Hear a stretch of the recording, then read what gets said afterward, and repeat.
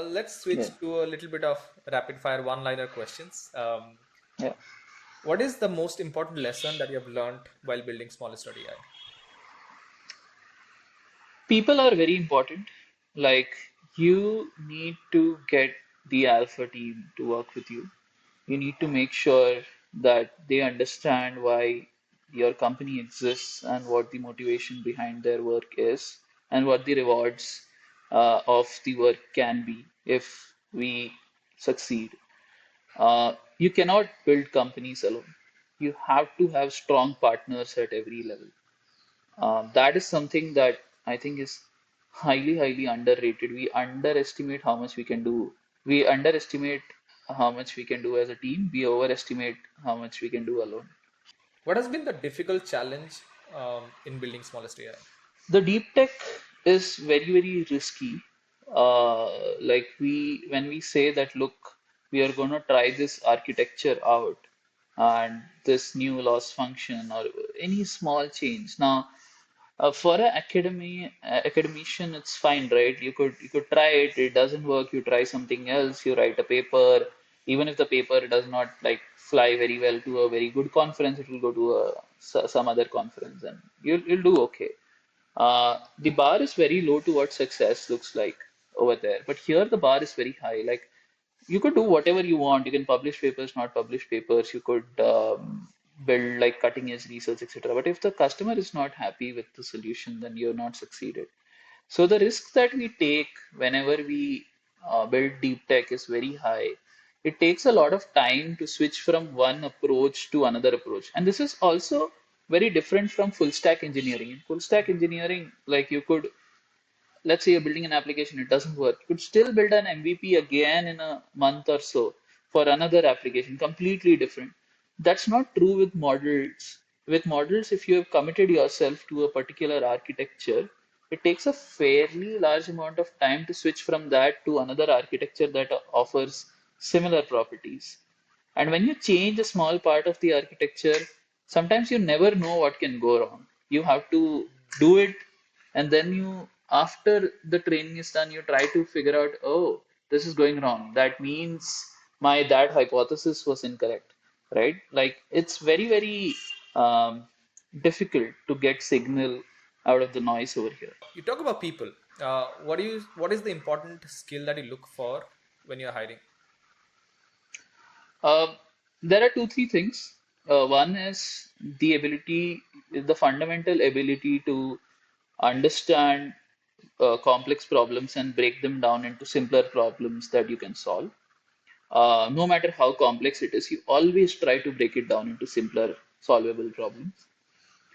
And that can come as a skill set in a fresher a way of thinking, but it can also be developed through experience. Um, Apart from that, hardcore skills in whatever they are doing. Let's say you were a JavaScript developer. What is the best project that you've done in JavaScript? How much more effort have you put in as compared to the average developer out there?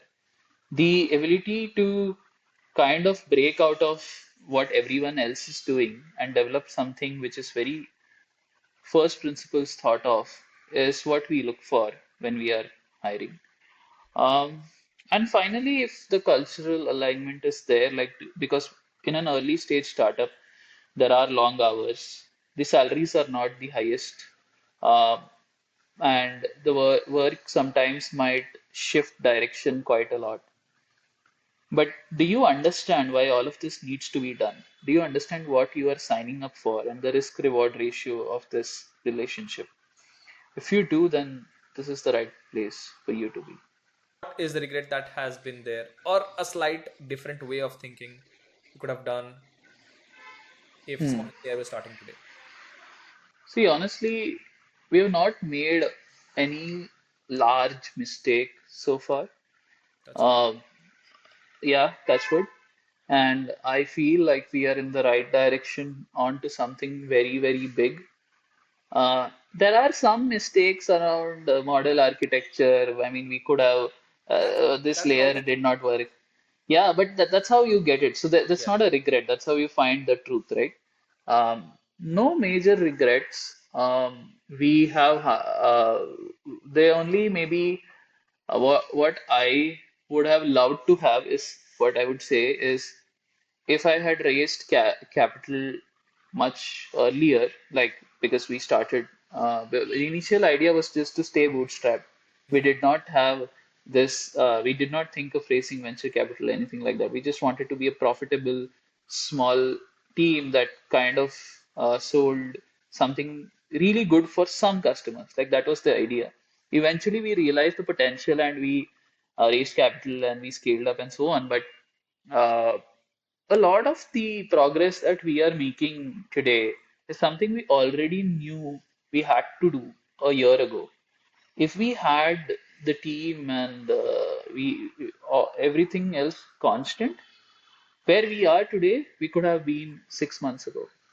Um, and this I feel is true even for like it's something that you cannot truly optimize. Yeah. It's always true, right? Like Yeah. even today, I feel what has to happen in the next 3 months or 6 months is something I can already do if I just invest more in it.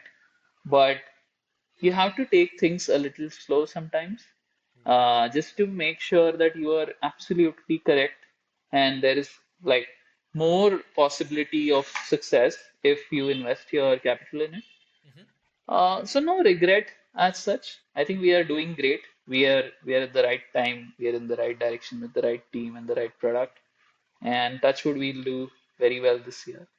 You'll do amazing. I think the vision, the product has been amazing. You have a stellar team. So, what is your best way to blow off some steam? I love playing football. I love playing sports in general. So I play. I used to play football for my um, like in college. I was very active, and I still like. There is a tradition we try to follow that every Friday the team goes to play football if they want to. Five versus. I 5 on 5 we can play 8 on 8 as Okay. depends on the players that are available. Um, I love playing basketball. I love playing badminton. So all of these things I love. Um, and I love just most of the times just relaxing alone on my own, just watching a movie or something like that, and trying out new interesting cuisines. Hmm. Um, so these are some things that I enjoy. I also interacting with new cultures that I've not been able to do very recently because of the work. But I love, I mean, I've spent some time in Korea, China, Oh. Thailand, Singapore, like multiple countries where, like very, very different cultures. And it's lot of fun to understand the similarities that we have because we think like, oh, the Europeans are different and Koreans are different and Indians are different. But at the core of it, there's this whole fundamental human similarity that I really enjoy finding out. And hopefully, I get to interact with a lot of cultures in this year. Let's see.